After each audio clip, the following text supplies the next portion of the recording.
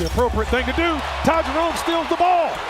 Jerome to the basket, puts it up and in. He shed Pirtle, and once again, Ty Jerome is doing it all. We've seen random players have hot stretches before. We've seen them do it for weeks in a row. But not only is Ty Jerome having a hot stretch, he's making history with his efficiency. Coming off the bench, averaging just around 18 minutes per game, he is averaging more points than most of the league's starters, shooting over 60% from the field and 55% from three. It truly is remarkable to see the pure confidence he is playing with, and this doesn't just feel like a stint. It's very sustainable, and I'm going to talk about why. But first, I would really appreciate it if you would drop a like and subscribe. It only takes 5 seconds, plus you can always change your mind. We are on the road to 40,000 subscribers, and with your support, I believe that we can get there super fast. Alright, so what makes Ty Jerome such a good basketball player? He's not exceptionally fast, he's not an incredible ball handler, nor is he bigger than anyone, but he just plays within himself and has the most lethal slow step in the game. He is always freezing defenders and putting them on skates with his fakes. And around the rim, he is finishing with such a touch on his shots that almost anything he throws up has a chance to bounce in. And then he also is shooting the ball from deep at a much higher clip than he ever has before. I mean, we are getting to the point where we are starting to see Ty Jerome heat checks. Let's get into some game film. So right here, Garland starts to play up top with the ball. Jerome cuts right to left, gets the ball, and I mean, there really is nothing to this play. It's just a basic pass to the corner. But I think teams are really starting to get the Jerome scouting report. Barnes has to step in his way, which opened up the Okoro corner 3. And Isaac has been way more consistent this season from behind the arc than we've ever seen before. And then right here is the version of Ty Jerome that is most impressive, because he is able to be a menace off the ball. Sam Merrill swings across, and Jerome also drifts towards the wing, and then goes back to the corner to create a passing lane. And when I talk about the confidence that Ty is playing with, he is looking to shoot. He's looking to create a play for himself. He stepped back and fired it right in. This is the Ty Jerome that makes the Cavs a scary team on all levels. And he is even turning around to light up the crowd on these shots as well. He has had no issue winning over Cleveland fans. And then here, Grady Dick and Jakob Poeltl don't step up at all on this screen. They don't bump Jerome or anything, so he was able to get into the lane, and that little stare at Niang was lethal. By the time Poeltl was able to react to the shot, it was too late, and Ty got it to go soft off the glass. Now, let's get into another aspect of Jerome's game, his defense. He is an absolute pest, and it's no secret anymore. Nobody wants him as their defender. And here, poking the ball free, he created a 2-on-1 transition opportunity. And I mean, I don't even have words to describe what he just did. He fooled everyone in the building. Poeltl was just standing there and could only shake his head. And to follow that up, the Raptors decided to not step up on the screen. Big mistake, and Jerome was able to pull right up and knock down the 3. He's literally shooting at a higher percentage than Steph Curry, and I'm not sure why nobody is really talking about it. Now moving back to the defensive end, this is literal insanity. This was great on-ball defense all the way through on RJ Barrett, forcing him to take an off-balance shot. And even after the offensive rebound, he was still ready and engaged. He just casually swiped at the ball and connected, creating yet another transition opportunity, and Mobley ended up getting the easy dunk. And how about creating for your teammates? Watch Darius Garland here. Scottie completely left him alone up top. All Ty had to do was drive in, protect the ball from the swipe, and then as soon as he got cut off, he immediately looked for the next guy, which was number 10, who nailed the wide open 3.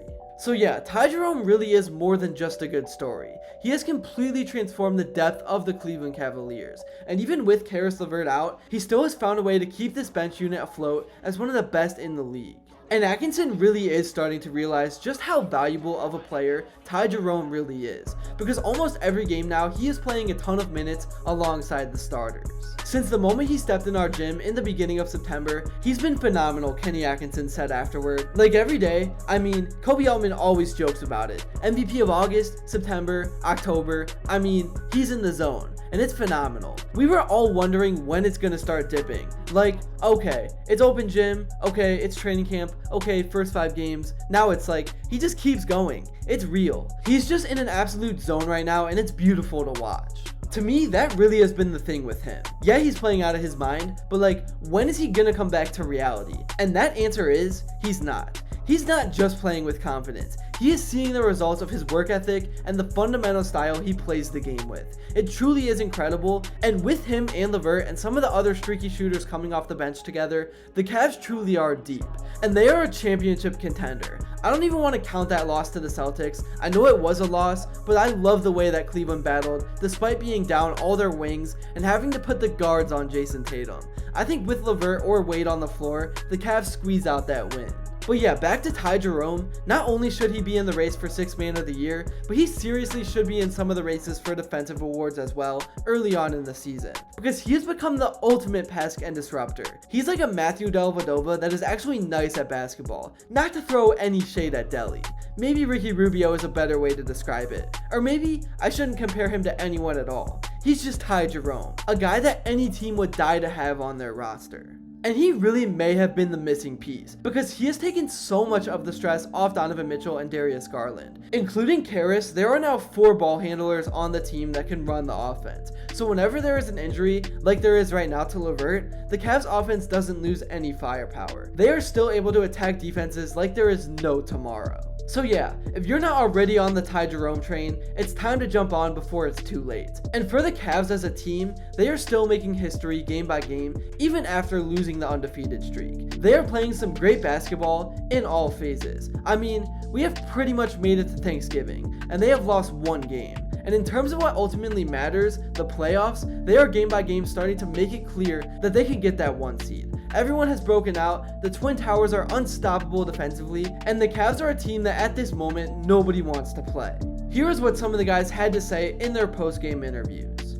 For tonight, you guys had a different leading scorer for every single game. Tonight, obviously Donovan and Ty tied at 26. What is it like to have every other night somebody can go off for a different amount? Yeah, I mean we're deep. That's our probably biggest strength, right? We're deep and we've needed it. These last couple games with some injuries, but I thought Donovan, they're a tough team to play. They're really physical on the ball. So I thought Donovan kind of settled us down when they were getting into us, and Ty had another good game, and I mean we got so many guys that can do it. It's hard to stop. I know he was capable of this because he's done this at Virginia. I mean, we all saw it on the national stage. I think now he's taking advantage of an opportunity. Obviously, he's playing at a high level for sure, but obviously when you have a guy that's, on the scouting report, not necessarily, people aren't thinking he's going to go for 26, you know what I'm saying, a night. And then also he's 5 assists, he's doing the little things, 4 steals. That's what really helps us, kind of gives us life. And, obviously, like I said, I've seen this, but this is a different level, and salute to him. He's gotten better. He's been patient, you know what I mean, and kind of doing the little things for us to succeed.